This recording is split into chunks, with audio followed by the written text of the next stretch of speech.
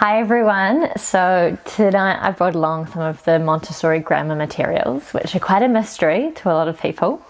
I personally love them. So I'm going to show you a little bit. Language follows the same thing, kind of from the concrete to the abstract. So these are the grammar symbols, and you'll see these in a preschool. And these all represent a part of speech, and they have a beautiful kind of story behind them, and this video could be a lot longer. But a short introduction. So this is the noun. It is the oldest part of speech, so it's represented by a black pyramid, and a pyramid is a very strong structure, just like the noun. It's a very strong part of speech. So that is the noun, and here we have the adjective. This looks like the noun because it often describes the noun, and this tiny one is the article. So the, a, or an. Again, you'll see it's a similar shape to these two because these three often go together in sentences. This little pink guy here, he is the conjunction. He joins in many ways a sentence or phrase. So he kind of looks a little bit like an equal sign. This is a beautiful one. This is introduced quite early as well. This is called the verb. And it's a big red ball, and it moves because verbs are action words. So you might roll it to the children as you're doing some of the activities. And then this one, this little orange one, is the adverb. Now, obviously, he affects the verb, so he looks a bit like the verb as well. This is the royal pronoun, who will sometimes kick the noun off his throne. And he's purple because he's royal. And this is the preposition, acts like a bridge, and shows relation. And this is the interjection, yells out, hark, I need an exclamation mark. So that's the interjection. So these are all introduced in normally a sequence. So the noun is always the first part of speech that is introduced. And then we normally go to the verb. But there's a sequence to how you present them all as well. But this is just an intro. So these are the grammar symbols, and these are the first things the children would work with. And we use these to symbolize words as parts of speech. So after the grammar symbols, well, we come back to these all the time. But another thing that we use, these are the flat ones. So we've got our noun, which was the pyramid, and we now just have a flat representation of it as well. And you can see the same with the verb and the adverb. So I'm going to show you how we use these grammar symbols. And I'll move these ones out of the way. So we have another piece of material called the grammar box, and there is a grammar box and a filler box for every part of speech that we study.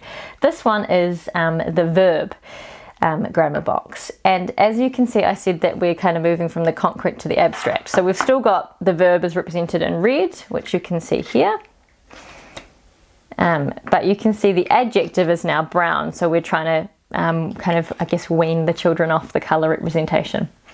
But the noun is still also black, but if we had an article, it would not be light blue anymore, it would now be brown. So the colours are starting to change.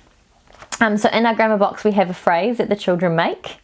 So it says, show your right hand and then hide your right hand. So we make the first one. So we said, show, doing it upside down, so I hope I'm doing it right. Show your right hand. So you get the children to do it, and they would show your right hand. And then we're going to change the verb now. Hide your right hand, and they would do it. So they would see how by changing the verb, it changes the action in the phrase we're making. And then what you would do with the grammar symbols is you would get them to, can you symbolize it for me? So we know that show is a verb. We have your right, so we've got two adjectives. And then we have the noun. We might pass this sentence now. So what we might do is we might say, what happens if we put the verb at the end of the sentence? Let's see. Your right hand show.